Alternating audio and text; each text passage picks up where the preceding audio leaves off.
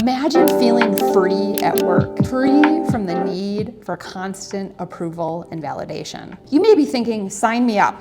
I want to feel free instead of stressed at work. The answer is detachment. In this video, I'm going to talk about what exactly is detachment. Next, I'll talk about what detachment is not. I'll then share a real world story from a coaching client I worked with who crashed and burned because he was not detaching. And then finally, I'll end with some strategies so you can practice detachment in your professional life. You can think about detachment as your ability to set healthy emotional boundaries at work. You know, often we can have this really tight emotional grip that is a result of caring too much about the opinions of others. We care too much, like whether someone's in a good mood or a bad mood, especially our manager. We can care too much whether there's a reorganization, we have a new manager. And so all of this over emotional investment can result in a lot of emotional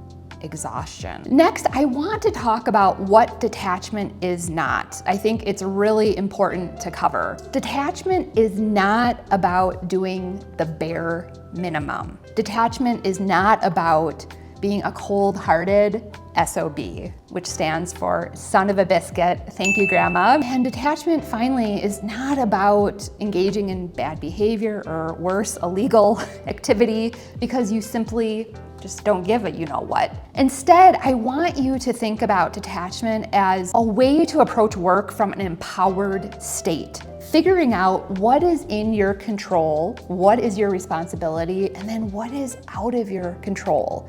What can you let go of? A while back, a coaching client came to me because he was recovering from burnout. I'll call this coaching client James, not his real name. James had taken 6 months off work and accepted a new job. He wanted to ensure in his new job that he did not flame out again. As James and I worked together, we identified 3 areas that really led to his exhaustion. Number 1, he was overly attached to work. James was on his phone all the time. He slept with his phone next to him, much to the chagrin of his wife. On the weekends, on his phone. He, as a result, was on this emotional roller coaster. He would receive an email like, oh yeah, he would be happy. 5 minutes later, he would receive another email.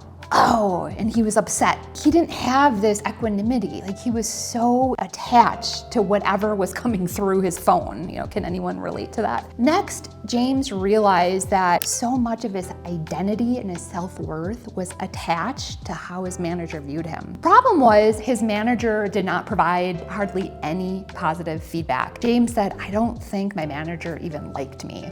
You know, was that in his control? I mean, James tried to do everything. He contorted himself, twisted himself, he tried to prop his manager up, he managed up well. Like, you know, at the end of the day, you can experience a manager mismatch. There's only so much you can do. But essentially, James was dehydrated, figuratively, and he's going to this well that's his manager. The well is dry. He's going to the wrong source to receive that validation that he really craved. And then finally, James realized that he was really struggling with perfectionism. He would spend an inordinate amount of time crafting the perfect email. Then he would send the email and he would worry, did he say the right thing? You cannot be perfect all the time. That's gonna take such a toll. What James and I did was worked on a plan to help him have a healthy relationship with work. And specifically what that looked like was setting time aside between 6 and 9 at night where he was off his phone. His wife and kids were very happy because he was more present during dinner. He spent quality time with them without constantly looking at his phone. Second, James ended up volunteering and he realized what he was really looking for was more meaning and purpose in his life. And that wasn't gonna come from his manager and it wasn't gonna come from work all the time. And so by serving the community, he really found that he was more fulfilled. And then finally, James spent time journaling. What James would do is write down what he was grateful for, what went well. And also James identified unhealthy patterns that would pop up through the day? Was he too enmeshed in one of his direct report situation? Was he trying to save one of his direct reports? Was he, worrying too much, ruminating, catastrophizing, instead of really focusing on what was going well? These changes, honestly were fairly simple. They took some time to implement, but what James found is he was liberated at work. Specifically, James said for the first time in years, he felt like he could breathe freely. Just think about that.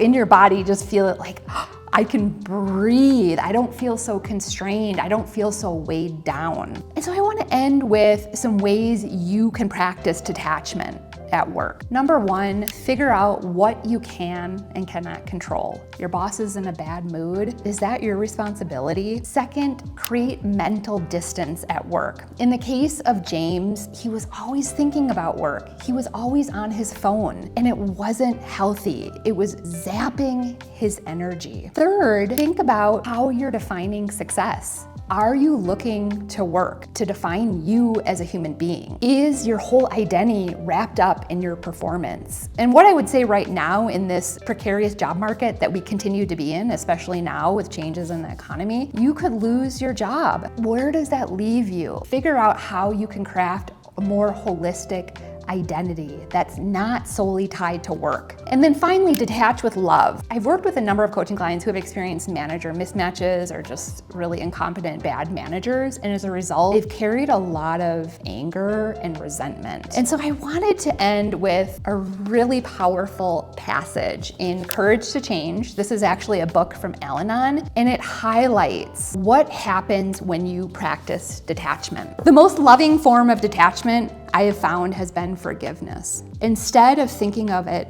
as an eraser to wipe another's slate clean, or a gavel that I pound to pronounce someone not guilty, I think of forgiveness as a scissors. I use it to cut the strings of resentment that bind me to a problem or a past hurt. By releasing resentment, I set myself free. When I am consumed with negativity over another person's behavior, I have lost my focus. I needn't tolerate what I consider unacceptable, but wallowing in negativity will not alter the situation. If there is action to take, I'm free to take it. Where I am powerless to change the situation, I will turn it over to my higher power. By truly letting go, I detach and forgive. When my thoughts are full of bitterness, fear, self-pity, and dreams of revenge, there is little room for love or for the quiet voice of guidance within me. I'm willing to love myself enough to admit that resentments hold me back, and then I can let them go. And this passage ends with a quote. A part of me wants to cling to old resentments, but I know that the more I forgive, the better my life works. On that note, I want to thank you all for watching. If my content resonates with you, I would feel so honored to have you part of my YouTube community. Feel free to like, subscribe, comment below. And if you're interested in working with me one-on-one, especially when it comes to attachment or any other career-related topic, please reach out. It would be so fun to hear from you. Thanks everyone, take care.